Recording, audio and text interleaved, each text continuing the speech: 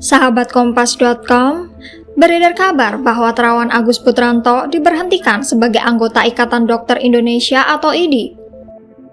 Sebelumnya, beredar luas video rekomendasi pemberhentian yang dibicarakan saat sidang kasus Majelis Kehormatan Elit Kedokteran dalam acara Muktamar ke-31 di Banda Aceh. Menurut Ketua IDI Aceh, Safrizal Rahman mengatakan rekomendasi pemberhentian Terawan dari keanggotaan IDI berdasarkan evaluasi kinerja pengurus sebelumnya. Menurutnya juga, rekomendasi pemberhentian ini bukan agenda baru, namun sudah dibahas sejak Muktamar yang lalu. Meskipun demikian, rekomendasi pemberhentian yang dipertimbangkan oleh MKEK belum dijelaskan alasannya. Seperti yang diketahui, banyak pernyataan-pernyataan Terawan yang kontroversial. Mulai dari metode cuci otak, vaksin Nusantara, dan peraturan mengenai radiologi.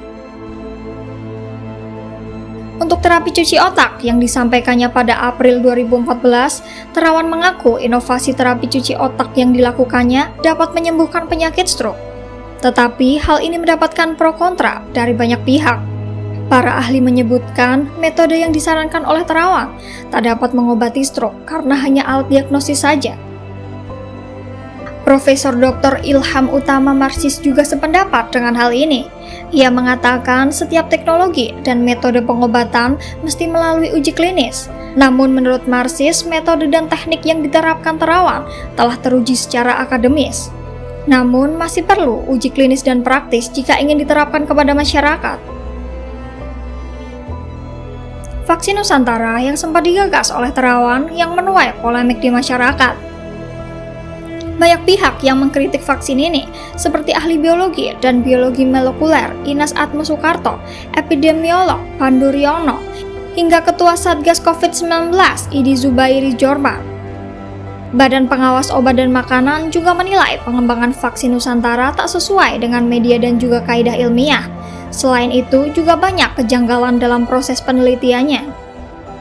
Polemik ini akhirnya berakhir setelah ditandatanganinya nota kesepahaman penelitian berbasis pelayanan menggunakan sel dendritik.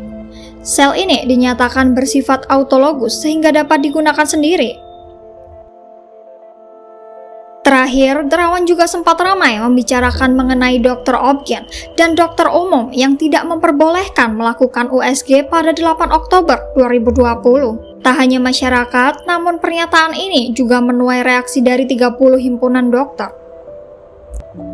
Terawan dianggap mengutamakan rekan sejawatnya dalam memberikan pelayanan medis dengan menerbitkan peraturan ini.